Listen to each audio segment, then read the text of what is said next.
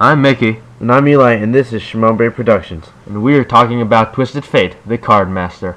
Twisted Fate's passive is loaded dice. Every time he or his teammates get a kill, they get 2 extra gold. Twisted Fate's Q is wild cards. He throws 3 cards in front of him in a cone. It's a skill shot, but it doesn't have the line, and it has amazing range. Twisted Fate's W is pick card, where he pulls a blue, red, or gold card. When you press W, the cards rotate, and then you have to press it again to lock in your card. Blue card does extra damage and restores 65% of the damage as mana. Red card does AoE damage and an AoE slow. And gold card does damage and stuns the target. Twisted Fate's E is stacked deck, where he passively gains attack speed, and after 3 basic attacks, his next basic attack does extra damage. Twisted Fate's ult is Destiny. He reveals all enemies on the map, and then he clicks it again to teleport anywhere. It is one of the few global ults in the game, and is the best for ganking, but can also be used for defense if you get stuck in a sticky situation, but crowd control can stop the channeling effect. Okay, so here I am going top against Vayne, and I usually start with a mana crystal to build the Sheen layer with 2 health pots. Alright, Vayne is one of the hardest people to solo against, seeing how she has 1 really easy escape, and 2, she has an amazing harassing ability. And also you can use blue card to last hit minions, which is very useful. And as you can see, Vayne can put out some really heavy DPS right now. Gotta get that minion, and I pull the yellow card, so minions hit her, and she's stunned. Yeah. As you can see, she almost got me, but she takes the tower. And so now I pull a yellow card, and I flash in, stun her, and pick up an easy kill for first blood. And that's how you do it. Okay, so here as you can see, I bought a Sheen and boots, and I usually build Lucidity for the cooldown reduction, so you can ult and pick card and wild cards faster. Alright, we see Trundle coming in, and Vayne is in that bush, so she's a bit overextended, not ready for this game. So waiting for Trundle to go in, here he goes, and so I get a red card ready to slow her. Unfortunately, Vayne, for some reason, pushes Trundle backwards, even though that's where she's going, and Trundle picks up an easy kill. And so as you can see, the damage from red card and stacked deck is just pretty hard to beat. So next scene, Kali, I guess, is coming here instead of Vayne here. And so I get those minions with wild cards and gold cards. He was lagging a bit, so that's why he pulled some weird cards. And so Kali tries to engage me, big mistake. Take her almost dead. She's pretty damn low right now. And so here I go into the bushes, so she won't see me. And so here I come, see if she overextends, flash in, gold card, wild cards, and stacked deck, just clean her up really nicely, and that's a great kill. The flash is good because now she can't dive into her shroud to get some extra durability, which makes it very easy. So now's a good time to talk about spells. So I take teleport and flash. Flash for just getting away and getting those gold card pickups for your team and to get kills early on. And teleport so I can use my ult to all this utility. So here we see a Kali, and Ezreal starts to leave, but I think we can take him. Nice. So, gold. Shen ult. Even through Shen ult, I'll be able to get her. Another gold card. That just cleans her up. And here comes Nunu. Unfortunately, Nunu just doesn't have any heart to see. We almost kill him. It was just crazy amounts of damage from me and Ezreal. Now I used red card trying to get an AoE effect on him, but he was out of range. So I see there's something going on at bot, so I ult, trying to get this Nunu. He flashes, but I don't hit him. So I'm going to use my flash to try to get him. The tower's down, so we can't do this.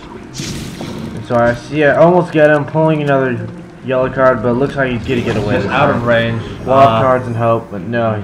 Didn't quite lead him correctly, but it's really hard. And so here I'm just going to go look in the bushes, see if he stayed there for some reason. And we find Kennen, and so he decides to stay. Take over half his health over 2 abilities. And then Vayne picking it up with her pretty strong. We get it pretty easy. So I hear something going on bot. The enemy is retreating, so I decide to ult in and get there so I can get them all. I immediately get 10 topics, but I'm able to get Kennen.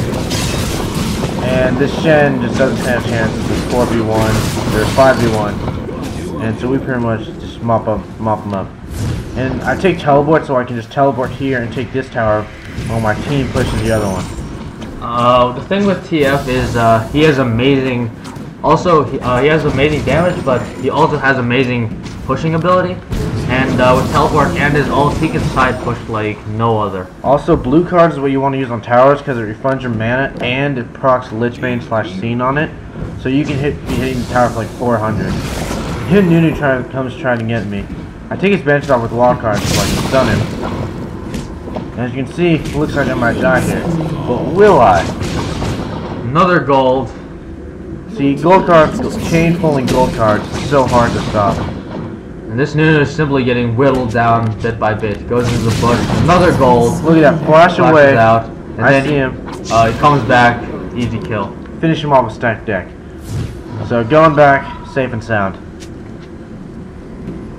So yeah. But wait, is that Shen? You see Shen? It is Shen. Use gold card. Oh, look at this. Run away into the bush. He comes back. Another gold card. Amazing. Shen comes up with the totem. And then Akali out of nowhere just can't get me.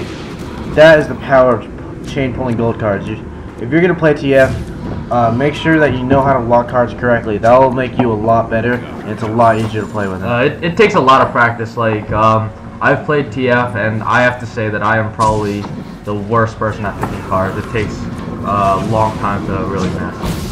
Yeah, so in the new game, I'm going mid against Malzahar, and I picked up a ward because there are Muma's been ganking lately, usually from the left side. So yeah, and always last hit cards with blue card because it just keeps your mana up in order to spam wild cards. And it's just a great ability. I level up wild cards first, and after I get rank in all of them.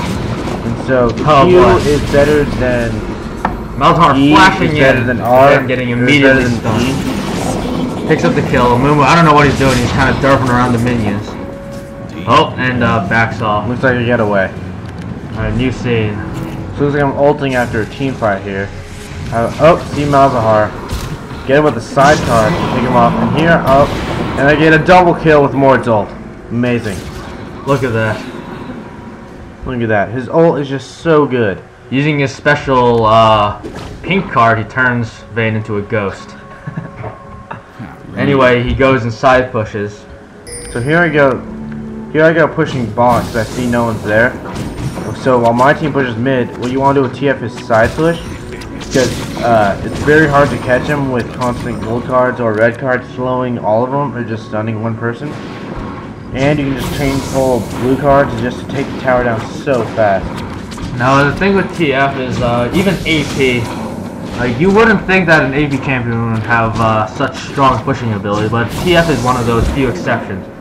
And as you can see, he backs off because he knows the minions will take the tower.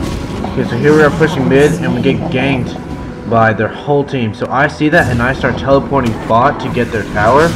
Now some might call this a bad move, but it ends up winning the game outright. Now in this game, the team was not very good. They were feeding a lot, and so we were pretty much losing every team fight. And this is probably the best outcome that we could have gotten. Yeah, so I ult to see if they're coming for me, and I don't see anyone. And so I'm just gonna keep pushing this inhibitor. And so here Karma comes for me, so I get away, and there's a Mumu right there, and I flash away right Look before at that. his The bandage toss would have gone and stunned him, but perfect flash. Here I ult to see if anyone's near, and no one is, so I feel safe to go and get this because I have flash and teleport up in case you need to get away. And there's something wrong with pick card that you can't use it on inhibitors sometimes, and so I'm throwing wild cards out to get Lichbane proc. Okay, so here Karma comes and I stun her, but then I realize she has no CC, so I decide to teleport out because I know I'll be safe because our cooldowns are off. She's just kind of helpless, and she just watches you get away. Yeah, so as this team fight goes on, looks like Miki might get a kill. Karma's still top. Miki gets that Trinity. Very nice. That was me. Everyone gets away safely. Okay, so here we are doing Baron. This is the last fight of the game. Now this is a huge turning point. The team was kind of feeding, and we thought we wouldn't win this, but in the end we actually do win this game. And it's actually pretty surprising how. Okay, so I pull yellow cards on the move just so he doesn't ult right when we're all there, and gives him time to get in position better. And so we pick him off, and new Trinity comes for me. When he starts ulting, Miki, or me, I use my ult to take down most of his ult time, and so we can easily get him. And so now, since I see their ace, I know I can push safely and try to get at least a Nexus turret down while they get Baron. And so I Destiny and ult my minions to get the inhibitor and get the Nexus turret. Alright, it's just so fast so I can push. Like, minions just doing minimal damage. It's pretty much all me. so pretty much in one ace, just the respawn time of the team, Eli alone pushes all the way into their Nexus and winning the game while we try to do Baron. We are not very good at that. So that's how TF can win the